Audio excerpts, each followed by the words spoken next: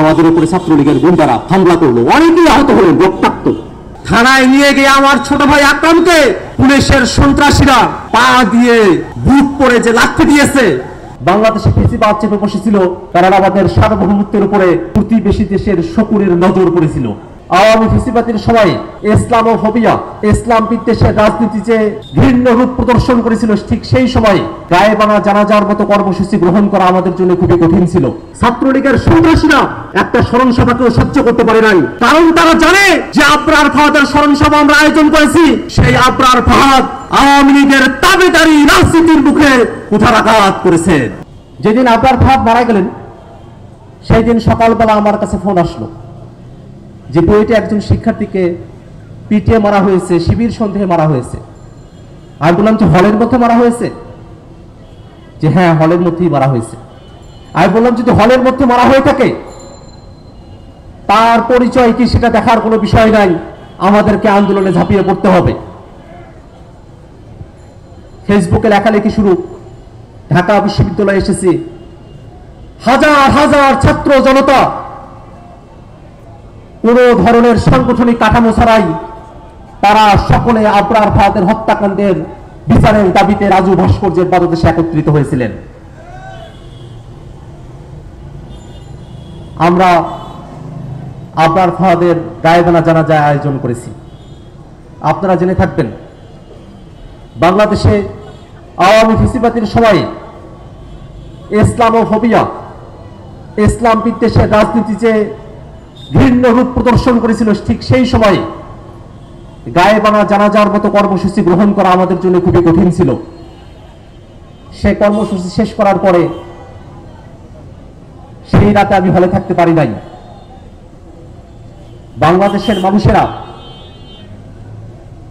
তারা তাদের প্রতিবাদের অংশ হিসেবে গায়েবানা জানাজা করবে, সেইটা তো আওয়ামী লীগ ছাত্রলীগ তারা সহ্য করতে পারে নাই। দিন গড়িয়েছে,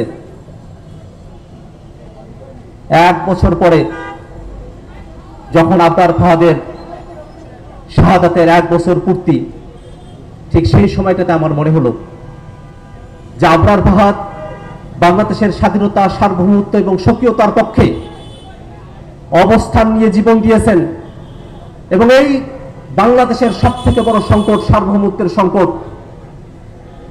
বাংলাদেশের মানুষেরা গণতন্ত্র থেকে বঞ্চিত ছিল, কারণ আমাদের সার্বভৌমত্ব ঠিক ছিল না।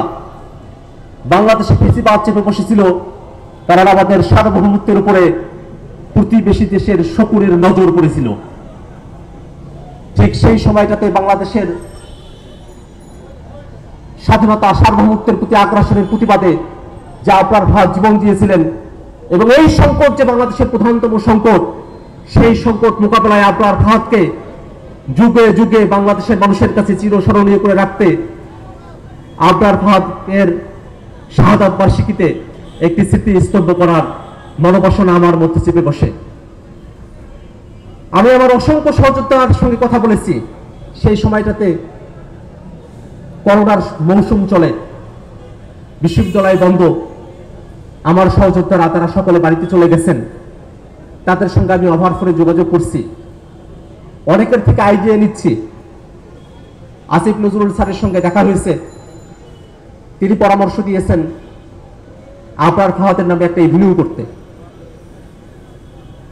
এবং আমি তার কাছে আমার দৃঢ় ইচ্ছার কথা ব্যক্ত করেছি যে শুধু এভিনিউ নয়, আমাদেরকে একটা স্তম্ভই করতে হবে। তিনি সহযোগিতা করেছেন। অসংখ্য মানুষ অসংখ্য আইডিয়া দিয়েছেন। আমার ডিপার্টমেন্টের বড় ভাই শিবলি সাদেক, তিনি আইডিয়া দিলেন যে কাঁটাতারের মধ্যে উদীয়মান লাল টুকটুকে সূর্যের সামনে খোলা বইয়ে রক্ত রঞ্জিত অবস্থায় এমন একটা স্তম্ভ করা যেতে পারে। মাহফুজের সঙ্গে যোগাযোগ হলো, তখনই এত সুন্দরভাবে আটস্তম্ভের নামকরণ এবং তার গর্বকথার কথা মাহফুজ আমাদের সঙ্গে শেয়ার করলেন। আমি সারা দেশের সহযোদ্ধাদেরকে ফোনে ফোনে ঢাকায় আসার জন্য অনুরোধ করি। তারা সকলে আমার কথা শুনেছেন, সাড়া দিয়েছেন। আমরা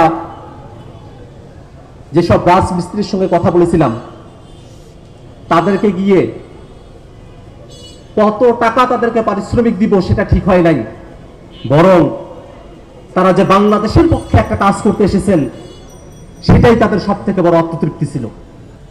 সেই রাতে যে মানুষেরা এখানে একত্রিত হয়েছিলেন, জেল জুলুম থেকে শুরু করে নিয়ে জীবনের ভয় ছিল, কিন্তু বাংলাদেশের স্বাধীনতা, সার্বভৌমত্ব এবং বাংলাদেশকে আধিপত্যবাদ মুক্ত করতে, আগ্রাসনবাদ থেকে মুক্ত করতে তারা সকলে ছিলেন বদ্ধপরিকর। ৮ স্তম্ভ পরদিন সন্ধ্যাবেলাতেই ভেঙে গুড়িয়ে দেওয়া হলো। সিদ্ধান্ত নিলাম প্রতিবাদ করতে হবে। বাঁশ দিয়ে আবারও ৮ স্তম্ভ নির্মাণ করা হলো। ঠিক সেই সময়টাতে ৮ স্তম্ভের কথা বাংলাদেশের সকল প্রান্তে ছড়িয়ে গেল। মানুষেরা পাশাপাশি দাঁড়িয়ে ৮ স্তম্ভ নির্মাণ করলেন। প্রবাসী ভাইরা অন টাইম গ্লাস সারিবদ্ধভাবে রেখে ৮ স্তম্ভ তৈরি করলেন। আমার বোনেরা তাদের 2 হাতের 8 আঙ্গুলের মধ্যে ৮ স্তম্ভের 8টা কথা লিখে তারা ৮ স্তম্ভকে জ্যান্ত করলেন।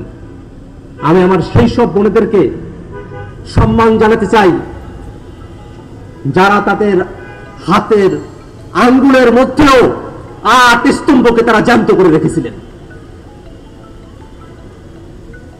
সময় গড়িয়েছে, আমরা 2022 সালে আবরার ফাহাদের স্মরণে রাজু ভাস্কর্যের পাদদেশে স্মরণ সভার প্রস্তুতি গ্রহণ করছি। ছাত্রলীগের সন্ত্রাসীরা একটা স্মরণ সভাকেও সহ্য করতে পারে নাই, কারণ তারা জানে যে আবরার ফাহাদের স্মরণ সভা আমরা আয়োজন করেছি। সেই আবরার ফাহাদ আওয়ামী লীগের দাবিদারি রাজনীতির মুখে কুঠারাঘাত করেছেন। সে আবরার ফাহাদ এই বাংলাদেশকে আওয়ামী লীগ যে ভারতের কাছে বিক্রি করতে চেয়েছে তার বিরুদ্ধে কণ্ঠস্বর উঁচু করেছেন। ঠিক সে কারণেই তারা আমাদেরকে স্মরণ সভায় অংশ নিতে দিলেন না। উপর্যুপরি হামলা হলো। আমরা ঢাকা মেডিকেলে চিকিৎসা নিতে গিয়েছি, তখনও আমাদের উপরে ছাত্রলীগের গুন্ডারা হামলা করলো। অনেকেই আহত হলেন, রক্তাক্ত। বিভিন্ন জায়গা থেকে আবরার ফাহাদ স্মৃতি সংসদের আহ্বানে শিক্ষার্থী জনতারা তারা অংশ নিয়েছিলেন। আমরা ছিন্ন বিচ্ছিন্ন। তখন আমাদের 24 জন সহযোদ্ধাকে গ্রেফতার করা হলো।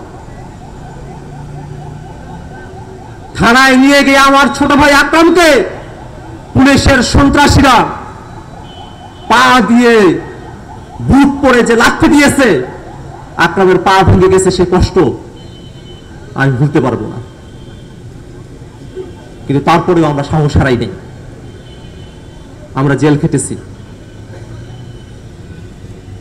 রিমান্ডে গিয়েছি, কিন্তু ফিরে এসে আবারও আবরার ফাহাদের চেতনা, আবরার ফাহাদের স্বপ্নের কথাই আমরা বারংবার বলে গেছি। 5 আগস্টের নতুন বাংলাদেশ আবরার ফাহাদকে নতুন করে জাতির সামনে আমরা দেখতে পেলাম। বুয়েটের শিক্ষার্থীদের সঙ্গে কথা হলো, আমরা 8 স্তম্ভ নতুন করে নির্মাণ করব। তারা সহযোগিতা করেছেন। আসিফ মাহমুদ সচিব ভূঁইয়া তিনি সরকারিভাবে 8 স্তম্ভ করার উদ্যোগ নিলেন।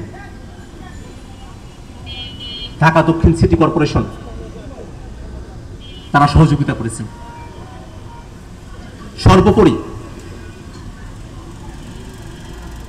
8 স্তম্ভ নির্মাণের প্রতিটি প্রান্তে, প্রতিটি পদক্ষেপে এত অজস্র মানুষের অংশগ্রহণ এবং ভালোবাসা পেয়েছি, সেটাই আমাকে বারবার উজ্জীবিত করেছে এবং এই ভরসা দেয় যে বাংলাদেশ যতদিন পর্যন্ত তার স্বাধীনতা সার্বভৌমত্ব নিয়ে টিকে থাকবে ততদিন পর্যন্ত আবরার ফাহাদ আমাদের কাছে অমর হয়ে থাকবেন।